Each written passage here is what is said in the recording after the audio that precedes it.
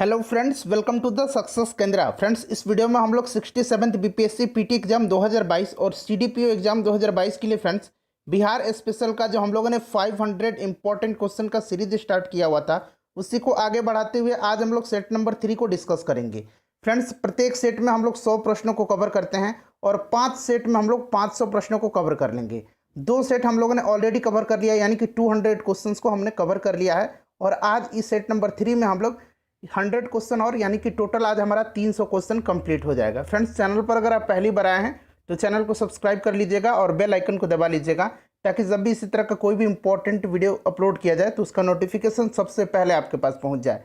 तो चलिए फ्रेंड्स, बिना देरी किए हुए आज का सेशन स्टार्ट करते हैं। फ्रेंड्स, प्लीज़ वीडियो को लाइक और शेयर जरूर कर दीजिएगा। फ्रेंड्स, आज के सेशन का पहला प्रश्न देखिए। पहला प्रश्न है कि बिहार का सर्वाधिक जनसंख्या घनत्व वाला जिला कौन सा है। बिहार का सर्वाधिक जनसंख्या घनत्व वाला जिला 2011 की जनगणना के अनुसार आपसे पूछा जा रहा है। फ्रेंड्स, आप लोग कोशिश करेंगे जल्दी से आंसर दे देने के लिए, उसके बाद जो भी करेक्ट आंसर होगा मैं आपको बता दूंगा। देखिए, आंसर अगर आपको पता है तो आप आंसर कमेंट बॉक्स में देते चलेंगे। तो देखिए फ्रेंड्स, 2011 की जनगणना के अनुसार बिहार का सर्वाधिक जनसंख्या घनत्व वाला जो जिला है ये शिवहर है। टॉप 3 मैं बता देता हूँ, ध्यान रखेंगे। शिवहर, उसके बाद पटना, उसके बाद दरभंगा। वहीं न्यूनतम अगर पूछा जाए तो न्यूनतम कैमूर में है, उसके बाद जमुई में, उसके बाद बांका में।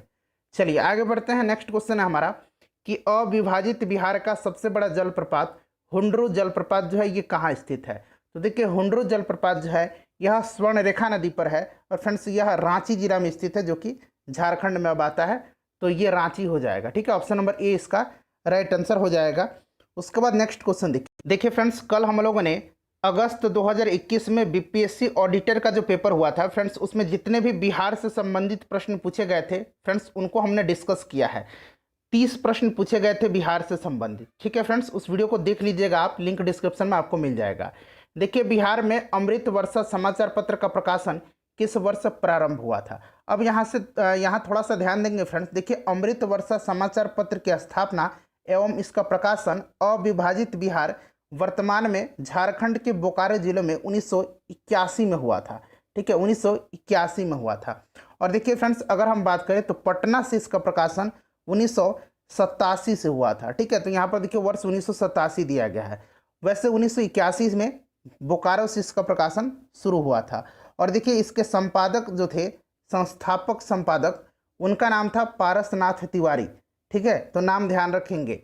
चलिए अगला प्रश्न है कि निम्नलिखित में से किस पौधे को यहाँ बना लीजिए कॉटन ट्री के नाम से जाना जाता है। तो ये कॉटन ट्री के नाम से जाना जाता है किसको?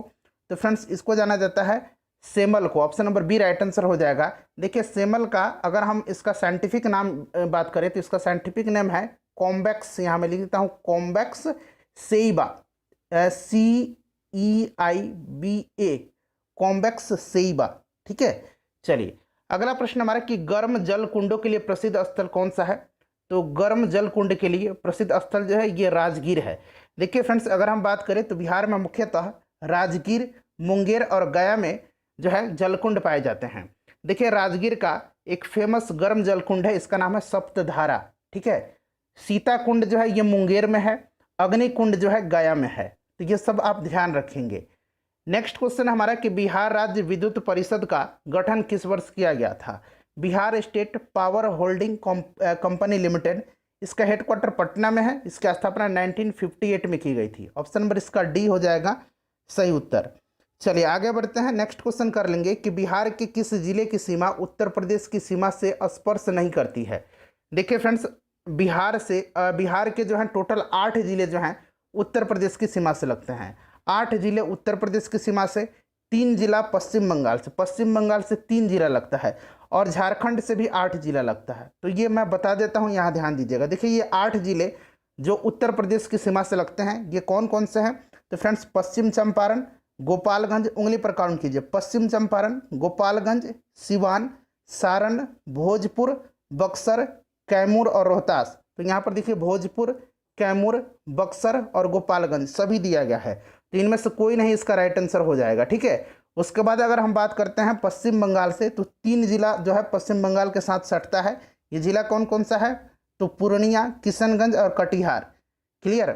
उसके बाद देखिए, अगर हम बात करते हैं झारखंड से, तो झारखंड से भी 8 जिले लगते हैं। कौन कौन से हैं? तो कटिहार है, भागलपुर है, बांका है, जमुई है, नवादा है, गया है, औरंगाबाद है और रोहतास है। चलिए आगे बढ़ते हैं। नेक्स्ट क्वेश्चन है कि सोन बैराज परियोजना का निर्माण कहाँ किया गया है? सोन बैराज परियोजना का निर्माण, तो देखिए फ्रेंड्स, सोन नदी घाटी परियोजना को बहुउद्देशीय परियोजना का रूप देने के लिए डेहरी से 10 किलोमीटर ऊपर इंद्रपुरी के निकट बांध बना करके बैराज का निर्माण किया गया है। तो ये राइट आंसर हो जाएगा डेहरी एनीकट के निकट। देखिए 1874 में जो है सोन बहुउद्देशीय नदी घाटी परियोजना शुरू किया गया था। चलिए आगे बढ़ते हैं। नेक्स्ट क्वेश्चन कर लेंगे कि 6ठी शताब्दी ईसा पूर्व में भारत में 16 महाजनपदों में से कितने महाजनपद वर्तमान बिहार में स्थित हैं? तो फ्रेंड्स ये 3 महाजनपद हैं, ये मैंने ऑलरेडी आपको बताया भी है। इनका नाम है अंग, मगध और वज्जी। अंग, मगध और वज्जी, ठीक है। तो देखिए यहाँ पर 3 हो जाएगा। नेक्स्ट क्वेश्चन हमारा कि बिहार के किन क्षेत्रों में अंग महाजनपद स्थित है? तो देखिए अंग महाजनपद जो है ये आपका हो जाएगा भागलपुर एवं मुंगेर के क्षेत्र में, ठीक है। Option number B right answer हो जाएगा। अच्छा वज्जी जो है, वज्जी ये क्षेत्र कौन सा है? अभी अगर वर्तमान बिहार की बात करें तो ये मुजफ्फरपुर दरभंगा का क्षेत्र है, और मगध जो है ये पटना और गया का क्षेत्र है, ठीक है। चलिए आगे बढ़ते हैं कि होम रूल आंदोलन के दौरान श्रीमती एनी बेसेंट पटना कब आई थी? बताइए, श्रीमती एनी बेसेंट जो है पटना कब आई थी? तो देखिए फ्रेंड्स, होम रूल आंदोलन के दौरान एनी बेसेंट जो है ये 18 अप्रैल और 25 जुलाई 1918 को 2 बार जो है ये पटना आई थी। ऑप्शन नंबर ए हो जाएगा राइट आंसर इसका। उसके बाद अगला प्रश्न हमारा कि बिहार मानवाधिकार आयोग का गठन कब किया गया था? बिहार मानवाधिकार आयोग का गठन कब किया गया था? तो फ्रेंड्स यहाँ पर आप ध्यान देंगे, देखिए इसकी जो औपचारिक गठन हुआ था फ्रेंड्स, ये हुआ था 25 जून 2008 को। तो यहाँ पर देखिए 25 जून 2008 लिखा गया है। वैसे 3 जनवरी 2000 को, 3 जनवरी यहाँ मैं लिखता हूँ 3 जनवरी 2000 को फ्रेंड्स इसकी स्थापना हुई थी, परंतु इसका औपचारिक गठन जो है यहाँ पर गठन पूछा गया है, औपचारिक गठन 25 जून 2008 को किया गया था। तो राइट आंसर इसका ऑप्शन नंबर डी ही होगा, ठीक है। चलिए उसके बाद नेक्स्ट क्वेश्चन कर लेंगे। अगला प्रश्न है फ्रेंड्स हमारा, क्वेश्चन नंबर 13 है कि बिहार विद्यापीठ का उद्घाटन हुआ था। तो देखिए बिहार विद्यापीठ का उद्घाटन जो है महात्मा गांधी और कस्तूरबा गांधी ने किया था। इसके उद्घाटन के दौरान महात्मा गांधी और कस्तूरबा गांधी बिहार आए थे 6 फरवरी 1921 को। 6 फरवरी 1921 को इसका उद्घाटन हुआ था। नेक्स्ट क्वेश्चन कर लेंगे फ्रेंड्स। अगला प्रश्न है हमारा कि बिहार में सोरा खनिज का उपयोग होता है। देखिए सोरा का उपयोग जो होता है, इसका उपयोग उर्वरक और विस्फोटक बनाने में किया जाता है। तो यहाँ पर देखिए विस्फोटक के निर्माण में option number C right answer इसका हो जाएगा। उसके बाद देखिएगा कि बिहार राज्य में प्रति व्यक्ति ऊर्जा उपभोग है। तो देखिए अब ये बढ़ गया है, अभी जो नया इकोनॉमिक सर्वे आया है उसका अनुसार 350 किलोवाट हो गया है। कितना हो गया? 350 किलोवाट हो गया, ठीक है। ये KWH याद रखेंगे, ये नया आंकड़ा आपको याद रखना है। उसके बाद देखिए तो राइट आंसर इसमें से हो जाएगा उपरोक्त में से कोई नहीं। उसके बाद देखिए टिस्को संयंत्र किसके नज़दीक स्थित है? टिस्को की स्थापना कब हुई थी? 1907 में हुई थी, जमशेदपुर में। तो यहाँ पर देखिए जमशेदपुर दिया गया है, ये प्रश्न पूछा भी गया है BPSC में। उसके बाद नेक्स्ट क्वेश्चन हमारा कि भारतीय जनगणना 2011 के अनुसार निम्न राज्यों में से किस एक में जनसंख्या घनत्व सर्वाधिक है? तो सबसे ज़्यादा जो जनसंख्या घनत्व है वो आपका बिहार में है, और बिहार में सबसे ज़्यादा जनसंख्या घनत्व वाला जिला शिवहर है। अभी हम लोगों ने इसको पढ़ा भी था। नेक्स्ट क्वेश्चन देखिएगा कि बिहार से उड़ीसा कब अलग हुआ? तो बिहार से उड़ीसा अलग हुआ था 1 अप्रैल 1936 को। 1 अप्रैल 1936 राइट आंसर इसका ऑप्शन नंबर ए हो जाएगा। उसके बाद देखिएगा कि बिहार में विधान परिषद एवं विधानसभा की कितनी कितनी सीटें हैं? यानी कि विधान परिषद की कितनी सीट हैं, उसके बाद आपसे विधानसभा का पूछा जा रहा है। तो विधान परिषद में 75 है और विधानसभा में 243 है। तो यानी कि ऑप्शन नंबर इसका सी राइट आंसर हो जाएगा। अगला प्रश्न हमारे कि भोला पासवान शास्त्री बिहार के कितने बार मुख्यमंत्री रहे थे? तो देखिए फ्रेंड्स ये बिहार के जो है 3 बार मुख्यमंत्री रहे थे। कब कब? तो देख लीजिए 22 मार्च 1968, 22 मार्च 1968 से लेकर के यह 24 जून 1968 तक रहे थे, एक टर्म ये हुआ। उसके बाद 22 जून 1969 से 22 जून से लेकर के 4 जुलाई 1969 तक रहे थे, दूसरा टर्म हुआ। और तीसरी बार ये 2 जून 1971 से लेकर के 9 जनवरी 1972 तक ये बिहार के मुख्यमंत्री रहे थे। तो 3 बार रहे थे, ठीक है। चलो उसके बाद देखिएगा कि जिले में पंचायती राज प्रणाली की सर्वोच्च संस्था होती है। तो फ्रेंड्स ये जिला परिषद होती है। अगला प्रश्न हमारा है कि सब्बा करीम किस खेल से संबंधित है? तो सब्बा करीम जो है फ्रेंड्स ये क्रिकेट से संबंधित है। ठीक है, option number B right answer हो जाएगा।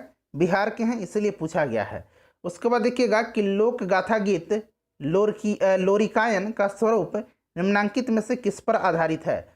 तो देखिए लोरिकायन जो है यह वीर रस से परिपूर्ण लोक कथा गीत है, तो ये वीरता हो जाएगा, बिल्कुल करेक्ट आंसर वीरता होगा। चलिए उसके बाद देखिएगा कि झरने नृत्य का संबंध किस समुदाय से है? तो देखिए झरने नृत्य जो है बिहार में ये मुस्लिम समुदाय के द्वारा मुहर्रम के अवसर पर किया जाता है, तो ऑप्शन नंबर इसका सी हो जाएगा राइट आंसर। अगला प्रश्न हमारा कि बिहार का विश्वविख्यात सोनपुर का मेला किस तिथि को आयोजित होता है? देखिए सोनपुर मेला को हरिहर क्षेत्र का मेला के नाम से भी जाना जाता है और स्थानीय लोग जो हैं इसे छत्तर मेला भी कहते हैं। ठीक है, स्थानीय लोग इसे छत्तर मेला भी कहते हैं, ध्यान रखेंगे। ये कार्तिक पूर्णिमा के दिन नवंबर दिसंबर में ये इसका आयोजन होता है, तो कार्तिक पूर्णिमा हो जाएगा इसका राइट आंसर। चलिए आगे बढ़ते हैं। नेक्स्ट क्वेश्चन है कि भिखारी ठाकुर पुरस्कार किस भाषा के साहित्यकार को दिया जाता है? इनको जो है भोजपुरी का शेक्सपियर कहा जाता है। तो अब आप समझ ही गए होंगे, भोजपुरी भाषा में लिखित पुस्तक पर बिहार राज्य भाषा विभाग के द्वारा जो है लेखक को पुरस्कृत किया जाता है, तो ये भोजपुरी हो जाएगा। उसके बाद नेक्स्ट क्वेश्चन देखिएगा कि बिहार राज्य भाषा पुरस्कार के तहत दिया जाने वाला सर्वोच्च सम्मान इनमें से कौन सा है? तो फ्रेंड्स यह सर्वोच्च सम्मान है, इसका नाम क्या है? तो ध्यान रखेंगे और अभी जो रिसेंटली दिया गया है जिनको, उनका भी नाम याद रखेंगे। यह है डॉक्टर राजेंद्र शेखर सम्मान, सर्वोच्च पुरस्कार जो है बिहार राज्य भाषा के अंतर्गत दिया जाता है। और विश्वनाथ तिवारी को रिसेंटली 2021 में दिया गया था। विश्वनाथ तिवारी, यहाँ मैं लिख देता हूँ विश्वनाथ तिवारी। ठीक है, चलिए याद रखेंगे इनका नाम। अगला प्रश्न हमारा कि बिस्मिल्लाह खां को किस पुरस्कार से सम्मानित किया जा चुका है? तो देखिए बिस्मिल्लाह खां जो है ये शहनाई वादक हैं। इनका जन्म जो है बक्सर जिला के डुमराव में हुआ था। और फ्रेंड्स भारत रत्न से इनको 2000 कब सम्मानित किया गया? भारत रत्न से 2001 में सम्मानित किया गया। एक बार आप वेरीफाई कर देंगे कि क्या मैं सही बता रहा हूँ। ठीक है, देखिए इनको जो है संगीत नाटक अकादमी, उसके बाद पद्म विभूषण, भारत रत्न, इन सभी से जो है सम्मानित किया जा चुका है। अगला प्रश्न हमारा कि महासुंदरी देवी का संबंध किससे है? तो महासुंदरी देवी जो हैं यह मिथिला पेंटिंग की कलाकार हैं, तो ये मिथिला पेंटिंग हो जाएगा। Option number C right answer हो जाएगा। पीर अली पेशे से क्या थे?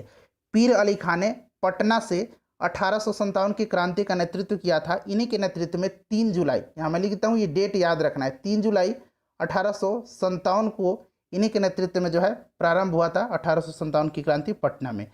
और यह एक पुस्तक विक्रेता थे। क्या थे? तो बुक सेलर थे, पुस्तक विक्रेता थे, ध्यान रखेंगे। नेक्स्ट क्वेश्चन है कि नंद वंश के पश्चात मगध पर किस राजवंश ने शासन किया? तो नंद वंश का आखिरी शासक धनानंद था और इसको पराजित करके चाणक्य की सहायता से चंद्रगुप्त मौर्य ने मौर्य वंश की स्थापना किया था, तो ये मौर्य हो जाएगा। अगला प्रश्न हमारा है कि ईसा पूर्व 6ठी सदी में विश्व की प्रथम गणतंत्रात्मक व्यवस्था कहाँ स्थापित थी? तो बताइए, तो ये स्थापित कहाँ पर थी? तो फ्रेंड्स लिच्छवी गणराज्य वैशाली में, लिच्छवियों के द्वारा यह स्थापित किया गया था, तो वैशाली हो जाएगा। बहुत ही इंपॉर्टेंट क्वेश्चन है। उसके बाद देखिएगा कि चीनी यात्री ह्वेनसांग ने किस विश्वविद्यालय में अध्ययन किया था? ह्वेनसांग आया था किसके समय में? तो हर्षवर्धन के शासनकाल में आया था। अच्छा, हर्षवर्धन को शिलादित्य के नाम से भी जाना जाता है, ये पूछा जा सकता है कि शिलादित्य के नाम से किसको जाना जाता है? तो हर्षवर्धन को।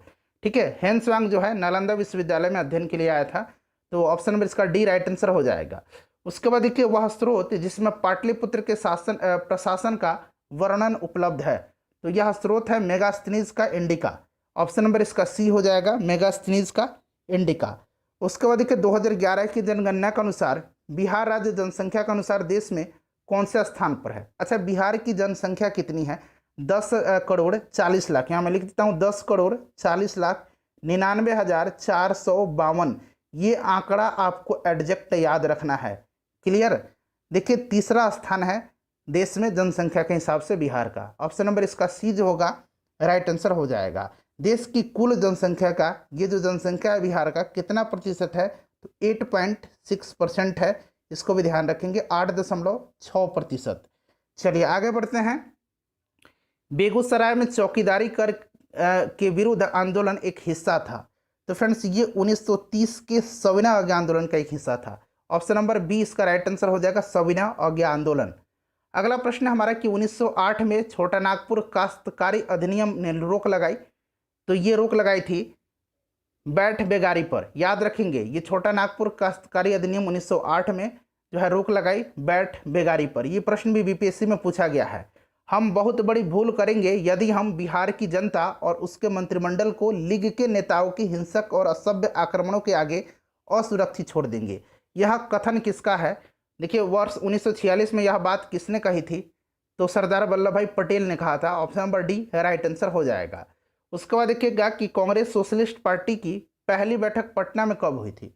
तो देखिए, कांग्रेस सोशलिस्ट पार्टी की जो बैठक हुई थी 1934 में हुई थी पटना में। 1934 में ध्यान रखेंगे, 1934 में पटना में इसकी स्थापना हुई थी। आचार्य नरेंद्र देव फ्रेंड्स इसके प्रथम अध्यक्ष थे और जयप्रकाश नारायण इसके सचिव थे। ठीक है, विधिवत स्थापना हुई थी 1934 में।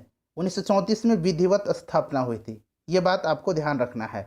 चलिए आगे बढ़ते हैं। अगला प्रश्न हमारा कि बिहार में अलग प्रांत के लिए आंदोलन जिसके परिणाम स्वरूप वर्ष 1911 में बिहार एवं उड़ीसा के नए प्रांत का निर्माण हुआ था, इसका नेतृत्व किसने किया था? देखिए, बिहार प्रादेशिक सम्मेलन का दूसरा अधिवेशन जो 1910 में, याद रखेंगे 1910 में भागलपुर में हुआ था। सच्चिदानंद सिन्हा की देखरेख में इसी सम्मेलन में बिहार को पृथक राज्य का दर्जा देने की मांग की गई थी। तो सच्चिदानंद सिन्हा हो जाएगा, option number A right answer हो जाएगा। उसके बाद देखिएगा कि 1857 के विद्रोह से बिहार का कौन सा भाग अप्रभावित रहा था? तो ये अप्रभावित जो था ये मुंगेर था। ठीक है, बाकी दानापुर, आरा, पटना, मुजफ्फरपुर ये केंद्र थे। तो यहाँ पर देखिए केवल जो है इसका 5 आंसर हो जाएगा, मुंगेर। अगला प्रश्न हमारा कि बिहार में गौ हत्या रोकने के लिए गौरक्षणी सभाओं की स्थापना किस वर्ष हुई थी? तो फ्रेंड्स ये स्थापना गौरक्षणी सभा की ये 1882 में हुई थी। Option number B right answer हो जाएगा, 1882 में, ध्यान रखेंगे ये। उसके बाद देखिए 1857 ईस्वी के विद्रोह में बिहार के कई नगरों को प्रभावित किया था। बिहार के विभिन्न नगरों में विद्रोह के विस्फोट का सही क्रम निम्नलिखित में से कौन प्रदर्शित करता है? तो देखिए फ्रेंड्स 12 जून 1857 को देवघर के रोहिणी गांव से शुरू हुआ था। तो यहाँ पर देखिए सबसे पहले तो यहाँ पर रोहिणी दिया गया, तो इसी से आप आंसर पर टिक लगा सकते हैं। उसके बाद देखिए 3 जुलाई 1857 को पटना में, उसके बाद मुजफ्फरपुर में, उसके बाद जगदीशपुर में। ठीक है, चलिए आगे बढ़ते हैं। नेक्स्ट क्वेश्चन है कि इल्तुतमिश ने बिहार में अपना प्रथम सूबेदार किसको नियुक्त किया था? ये सूबेदार लिखा गया है। ठीक है, सूबेदार, हो सकता है आपको क्लियर ना दिखाई दे, अच्छे से स्कैन नहीं हो पाया है। सूबेदार, ठीक है, किसे नियुक्त किया था? इल्तुतमिश ने। तो इल्तुतमिश ने किया था मलिक जानी को। ध्यान रखेंगे किसको किया था? मलिक जानी को। देखिए 1225 में, ध्यान रखेंगे 1225 में फ्रेंड्स इल्तुतमिश ने एवाज को, किसको? एवाज को, यहाँ मैं लिख देता हूँ, एवाज को पराजित करके उसके स्थान पर मलिक जानी को जो है बिहार का अपना प्रथम सूबेदार नियुक्त किया था। यहाँ पर देखिए अली मर्दान भी बहुत लोग कहेंगे, तो देखिए अली मर्दान जो था यह ऐबक की सहायता से दोबारा बंगाल और बिहार का शासक बना था और इल्तुतमिश के काल में इसने स्वयं को बंगाल और बिहार का स्वतंत्र शासक घोषित किया था। चलिए आगे बढ़ते हैं कि बिहार का तराई प्रदेश विस्तृत है, तो यह भारत नेपाल सीमा के समानांतर है। Option number B right answer हो जाएगा। उसके बाद देखिए गांधी जी ने भारतीय राजनीति में प्रवेश कब किया था? तो ये 1917 का जो चंपारण सत्याग्रह था इसी के जरिए। तो ऑप्शन नंबर इसका एज होगा, राइट आंसर हो जाएगा। 1917 में चंपारण सत्याग्रह हुआ था और भारत में गांधी जी का यह पहला सत्याग्रह था। बिहार के राजगीर परगना के कौन से स्थानीय नेता ने 1857 के आंदोलन में स्वयं को राजा घोषित किया था? तो ये कौन थे? हैदर अली खान थे। ऑप्शन नंबर बी हो जाएगा, हैदर अली खान, याद रखेंगे इनका नाम। चलिए उसके बाद आगे बढ़ते हैं कि निम्नलिखित में से बिहार की कौन सी झील राष्ट्रीय आर्द्र भूमि संरक्षण कार्यक्रम के अंतर्गत संरक्षित है? तो फ्रेंड्स यह है कांवर लेक। ठीक है, कांवर झील जो है यह बेगूसराय में है और फ्रेंड्स इसको जो रामसर साइट है उसका दर्जा दे दिया गया है और यह बिहार का पहला रामसर साइट है और देश का 39वां रामसर साइट है। चलिए नेक्स्ट क्वेश्चन करेंगे, अगला प्रश्न। अच्छा, अनुपम झील कहाँ पर है? तो ये कैमूर जो वन्य जीव अभयारण्य है उसी में है अनुपम झील। उसके बाद देखिए निम्नलिखित में से कौन सी नदी गंगा में दाहिने ओर से मिलती है, यानी कि दाएं तट पर कौन सी नदी मिलती है? तो देखिए राइट आंसर इसका मैं बता देता हूँ। करेक्ट आंसर जो हो जाएगा फ्रेंड्स इसका क्या हो जाएगा बताइए? तो देखिए इसका जो करेक्ट आंसर हो जाएगा फ्रेंड्स वो आपका हो जाएगा इसमें से सोन नदी। बाकी देखिए गंडक, कोसी और महानंदा ये बाएं तट पर आकर मिलती हैं। ठीक है, समझ गए। चलिए आगे बढ़ते हैं। कांवर झील पक्षी अभयारण्य किस पक्षी के लिए प्रसिद्ध है? तो यह बेगूसराय में है और ये साइबेरियन क्रेन के लिए फेमस है। ठीक है, देश विदेश से पक्षी आते हैं जिनमें कि साइबेरियन क्रेन के लिए यह फेमस है। उसके बाद देखिए मैथिल कोकिल की उपाधि से किसे विभूषित किया गया? तो मैथिल कोकिल विद्यापति जी को कहा जाता है। Option number C right answer हो जाएगा, ध्यान रखेंगे। अगला प्रश्न हमारा कि पटना उच्च न्यायालय की स्थापना कब हुई थी? पटना जो हाई कोर्ट है इसकी स्थापना कब हुई थी? तो देखिए फ्रेंड्स, इसकी स्थापना जो हुई थी ये 9 फरवरी 1916 को हुई थी। और देखिए स्थापना के समय इसका जो कार्य क्षेत्र था वो बिहार और उड़ीसा था। इसके पहले अगर मुख्य न्यायाधीश का नाम पूछे तो सर एडवर्ड चैम्प्स चैमियर, यहाँ मैं लिख देता हूँ सर एडवर्ड, ठीक है, एडवर्ड चैम्प्स, ये आधा प है, चामियर, ठीक है, चामियार या चामियर जैसे पढ़िए, ये पहले मुख्य न्यायाधीश थे। राइट आंसर इसका हो जाएगा 1916 में। उसके बाद देखिएगा कि बिहार की प्रमुख खाद्यान्न फसलें कौन सी हैं? तो चावल, गेहूं और मक्का हो जाएगा, यानी कि ऑप्शन नंबर ए जो होगा करेक्ट आंसर हो जाएगा। नेक्स्ट क्वेश्चन कर लेंगे फ्रेंड्स, प्लीज़ वीडियो को लाइक कर दीजिएगा। देखिए कंटिन्यू मैं मेहनत कर रहा हूँ आपके लिए। देखिए बिहार में किस स्थान से 2 यक्षिणी की मूर्तियाँ मिली हैं? तो फ्रेंड्स ये मिली हैं दीदारगंज पाटलिपुत्र से, पटना से। उसके बाद देखिएगा कि राज्य में किस स्तर पर ई किसान भवन स्थापित करने का लक्ष्य रखा गया है? तो ई किसान भवन का जो स्थापना होगा ये होगा आपका प्रखंड स्तर पर हो रहा है, हो भी रहा है, बहुत जगह हो भी गया है, तो ये प्रखंड स्तर पर ध्यान रखेंगे। उसके बाद देखिएगा कि बिहार के आर्द्र पतझड़ वनों में सर्वाधिक कौन सा वृक्ष पाया जाता है? अब यहाँ देखिए सर्वाधिक पूछा जा रहा है, वैसे तो सागौन, शीशम, साल ये सभी पाए जाते हैं आर्द्र पतझड़ वन में। अब यहाँ पर थोड़ा सा ध्यान दीजिएगा, बिहार के वनों को 2 भागों में विभाजित किया जा सकता है, एक आर्द्र पतझड़ वन है, दूसरा शुष्क पतझड़ वन है। तो आपसे यहाँ पर आर्द्र पतझड़ वन पूछा जा रहा है और वो भी सर्वाधिक पूछा जा रहा है, तो सर्वाधिक जो होगा ये आपका हो जाएगा साल, ठीक है। चलिए उसके बाद देखिएगा कि विक्रमशिला गंगेय डॉल्फिन अभ्यारण्य कब स्थापित किया गया था? तो ये भागलपुर में है। इसकी स्थापना कब की गई थी? 1991 में की गई थी, 1991 में की गई थी। अच्छा फ्रेंड्स देखिए डॉल्फिन को राष्ट्रीय जलीय जीव कब घोषित किया गया था? तो 5 अक्टूबर 2009 को किया गया था, ठीक है। उस समय प्रधानमंत्री डॉक्टर मनमोहन सिंह जी थे। और देखिए ये जो विक्रमशिला गंगेय डॉल्फिन अभ्यारण्य है 1991 में, 1991 में, जो कि ऑप्शन में नहीं दिया गया है। चलिए उसके बाद देखिएगा कि 1908 में प्रादेशिक सम्मेलन का आयोजन कहाँ किया गया था? देखिए इससे संबंधित प्रश्न पूछा भी गया था आपका ऑडिटर के एग्जाम में। देखिए 1908 में बिहार प्रादेशिक सम्मेलन का पहला अधिवेशन पटना में हुआ था। इस अधिवेशन में मोहम्मद फखरुद्दीन ने बिहार को बंगाल से पृथक करके नए प्रांत के रूप में संगठित करने का प्रस्ताव रखा था, जिसको कि सर्वसम्मति से स्वीकार कर लिया गया था। और 1908 में ही नवाब सरफराज हुसैन खां की अध्यक्षता में आयोजित सभा में बिहार प्रादेशिक कांग्रेस कमेटी का गठन हुआ था और बाद में हसन इमाम बिहार प्रदेश कांग्रेस कमेटी के पहले अध्यक्ष बने थे, ठीक है। तो ये आपका हो जाएगा कहाँ पर? तो पटना में, option number B right answer हो जाएगा। उसके बाद देखिएगा कि कोयले से संचालित होने वाला 3 थर्मल पावर स्टेशन जो बिहार में स्थित है, कहाँ पर स्थित है? बिहार में स्थित है। कौन है? इस प्रकार से उनका नाम पूछा जा रहा है। तो देखिए बरौनी है, बरौनी बेगूसराय में है, कांटी मुजफ्फरपुर में है और नवीनगर जो है यह औरंगाबाद में है। नवीनगर कहाँ पर है? औरंगाबाद में है, याद रख लेंगे। Option number A right answer हो जाएगा। बिहार में मुख्यमंत्री शहरी वानिकी योजना प्रारंभ की गई थी, तो ये 2013-14 के वित्तीय वर्ष में की गई थी, इसको याद रखेंगे आप। उसके बाद देखिए निम्नलिखित में से बरौनी में क्या नहीं है? अब देखिए ए बी सी डी यहाँ 4 ऑप्शन दिए गए, बताइए बरौनी में क्या स्थित नहीं है? तो pyrites phosphate and chemicals limited. देखिए यहाँ ताप विद्युत केंद्र भी है, तेल शोधक कारखाना तो है ही, और यहाँ पर उर्वरक कारखाना बिल्कुल तैयार हो गया है, उसको अब खोला जाएगा। तो ये तीनों हैं, पूछा गया है नहीं है, तो option number D right answer हो जाएगा। उसके बाद देखिएगा कि शहजादा अजीम ने किस शहर का नामकरण अजीमाबाद किया था? तो ये औरंगजेब का पौत्र था और इसने पटना का जो है नाम रखा था अजीमाबाद। अगला प्रश्न है कि भारत के राज्यों में निम्नतम साक्षरता दर जनगणना 2011 की दृष्टि से बिहार का स्थान क्या है? तो देखिए निम्नतम से बिहार का पहला स्थान है, यानी कि राइट आंसर इसका क्या हो जाएगा? इसका राइट आंसर फ्रेंड्स हो जाएगा ऑप्शन नंबर ए, ठीक है। चलिए सबसे ज़्यादा साक्षरता वाला जिला अगर हम बात करें बिहार का तो कौन है फ्रेंड्स? तो बिहार का सबसे साक्षर जिला जो है ये रोहतास है। कौन सा जिला है? रोहतास है, ठीक है। और सबसे कम साक्षर जिला अगर पूछा जाए तो भी आपको याद रखना है, सबसे कम साक्षर जिला कौन सा है बताइए? तो देखिए जो सबसे कम साक्षर जिला है ना वो आपका हो जाएगा सबसे कम पूर्णिया। ठीक है, सबसे कम पूर्णिया है, सबसे ज़्यादा साक्षरता रोहतास में है।